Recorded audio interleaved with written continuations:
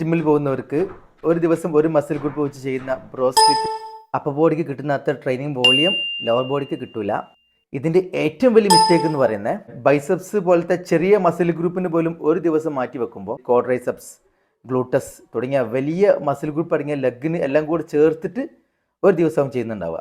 ഇതിൽ ഏറ്റവും വലിയ പ്രശ്നം എന്താണെന്ന് വെച്ചാൽ നമ്മൾ upper body lower body symmetry correct ആയിരിക്കില്ല. ഇതിൽ ശ്രദ്ധിക്കേണ്ട കാര്യം അപ്പർ ബോഡിയിലെ പ്രധാന മസിൽ ഗ്രൂപ്പായിട്ടുള്ള chest, biceps, triceps, back, shoulder തുടങ്ങിയ 5 മസിലുകൾക്ക് 5 ദിവസം മാറ്റി വെക്കുമ്പോൾ നമ്മുടെ ലെഗിൻ്റെ കോഡ്, ഗ്ലൂട്ട്, ഹാംസ്ട്രിങ് അതുപോലെ കാവ്സിനും അറ്റ്ലീസ്റ്റ് 3 ദിവസം തന്നെ മാറ്റി വെക്കണ്ടേ.